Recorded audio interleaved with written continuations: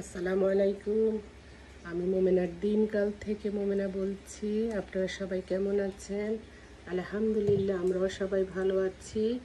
আপনারা যে যেখান থেকে আমার ভিডিওটা দেখতেছেন তাদের জন্য অসংখ্য দোয়া এবং ভালোবাসা রইল। আজকে একটু সকালে নাস্তা নিয়ে চলে এলাম, একটু ভাজি করব আর ফুলকো ফুলকো রুটি বানাবো। একটু কষ্ট, বাট খেতে অনেক সুস্বাদু হয়। এখানে কিছু খেতে চাইলে নিজেরটা নিজেই করে খেতে হবে। এখানে আমি ফ্রাই প্যানে তেল দিয়ে দিলাম, একটু পাঁচফোড়নে বাগার দিয়ে যদি ভাজিটা করেন দেখবেন অনেক সুস্বাদু হয়। বিসমিল্লাহির রহমানির রহিম।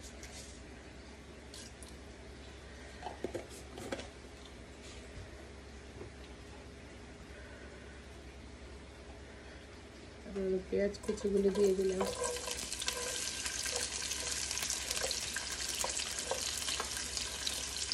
কাঁচা মরিচ কুচিগুলো দিয়ে দিলাম,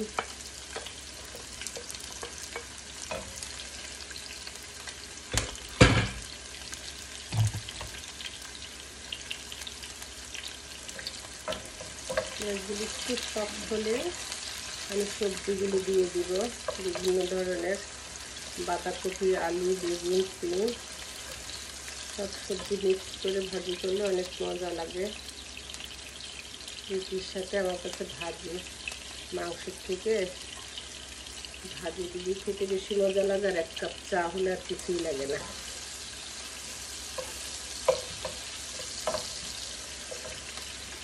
ভাজিটা বসিয়ে দিয়ে আমি এখানে রুটি ফ্রাই করে নিয়েছি, গোলা করে নিয়েছি। এখানে ফ্রাই প্যান একটা বসিয়ে দিয়েছি রুটি সেকার জন্য। আমার এই ফ্রাই প্যানটা দেখতে আপনারা মনে করবেন অনেক পুরানো হয়ে গেছে, বাট এটাতে অনেক আরাম পাই আমি কাজ করে।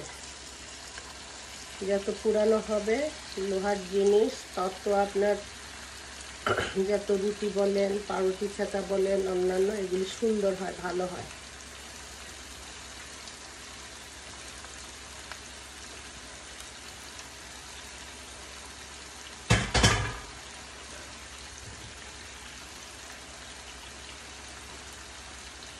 মশলা গুঁড়ো দিয়ে দিব,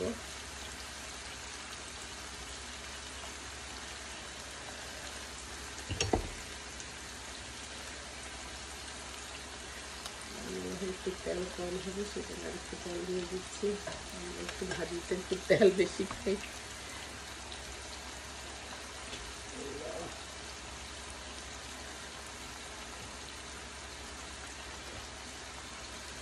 আর আপনারা বলেন আপনাদের কেমন আছেন, দিনকাল কেমন যাচ্ছে?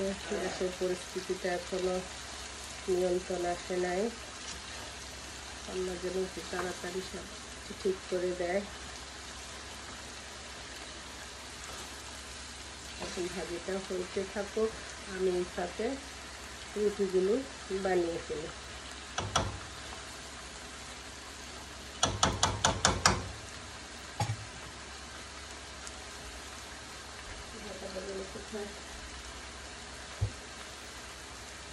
এই যে ঢাকাটা দিয়ে দিলাম,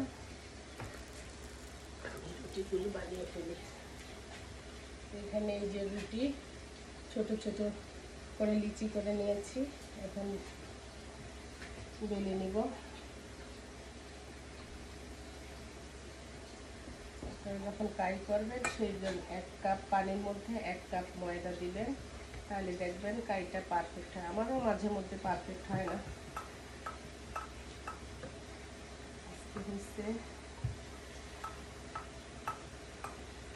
রুটি সুন্দর হয় সবচেয়ে ফ্রাইয়ের উপরে। ফ্রাইটা যদি সুন্দর হয় আপনার, তাহলে রুটিও সুন্দর হবে।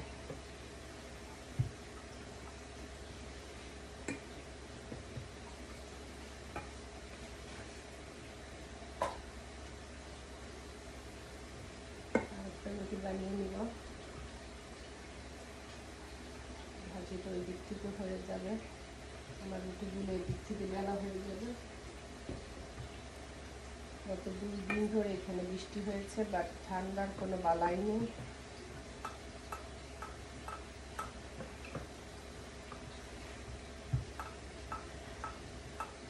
কিনা রুটি খাই আমরা, বাট ওরকম টেস্ট লাগে না।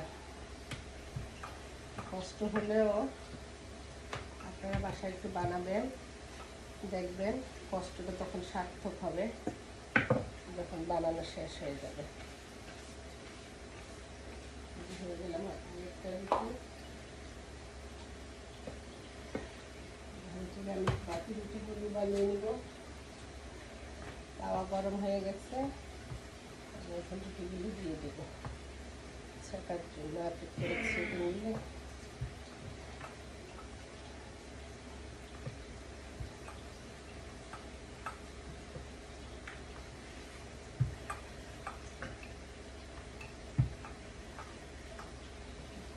গ্রামের বাড়িতে গেলে চুলার পাড়ে বসে গরম গরম ছাকার রুটি, সেটা যেটা দিয়ে হোক না কেন খুবই মজা লাগে। হয়ে গেল,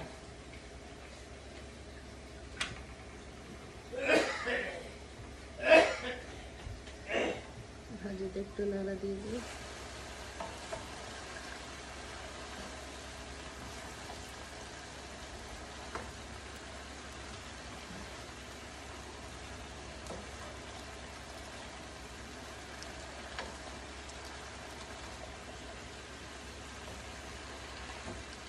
সবজি কাটতে একটু কষ্ট, আমি নিচে বসে সব কাটাকুটো করে তারপরে উপরে উঠি।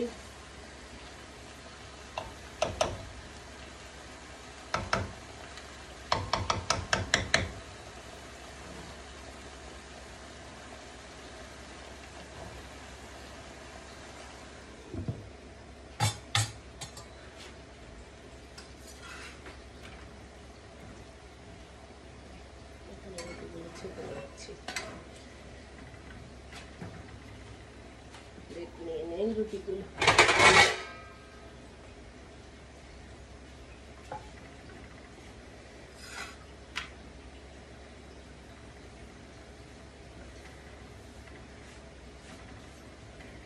আমাদের মেয়েদের সবারই একটি চিন্তা থাকে, সকালে উঠলে কী নাস্তা খাওয়াবো, কী বানাবো, উদ্দেশ্যে এনে দেওয়াটা পর্যন্ত। তারপরে বলে আমাদেরকে কি, আমাদের শরীর, মন, ব্রেন সব কিছুই আমাদের কাজে লাগাতে হয়।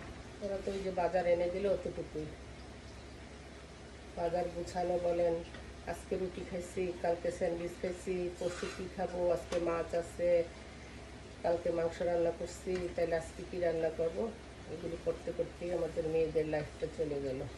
নিজেদের জন্য আমরা সময় বের করতে পারি না। ডাক্তারে অ্যাপয়েন্টমেন্ট নিব, এখন পর্যন্ত নেওয়া হচ্ছে না মেমোগ্রামের জন্য।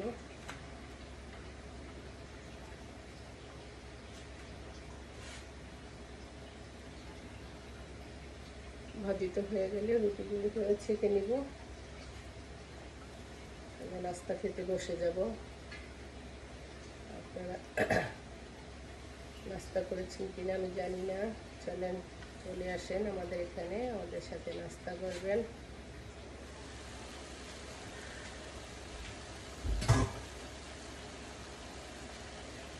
যেটা হয়ে গেছে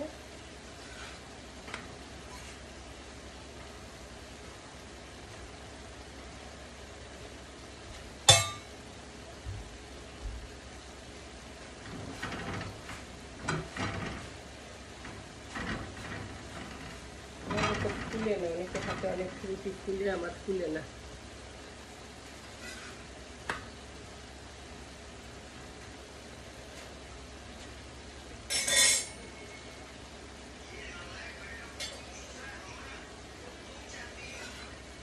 রুটি হয়ে গেল, দিয়ে দিচ্ছি। এভাবে করে আমরা বাকি রুটিগুলো বানিয়ে নিব।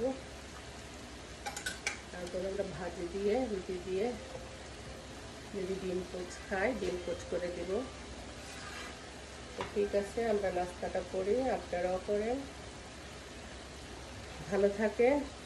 নেক্সট অন্য একটা ভিডিওতে আপনাদের সাথে হাজির হব। আল্লাহ ভালো রাখুক, ভালো থাকেন। আল্লাহ হাফেজ। আসসালামু আলাইকুম রহমতুল্লাহি ওয়া বারাকাতুহু।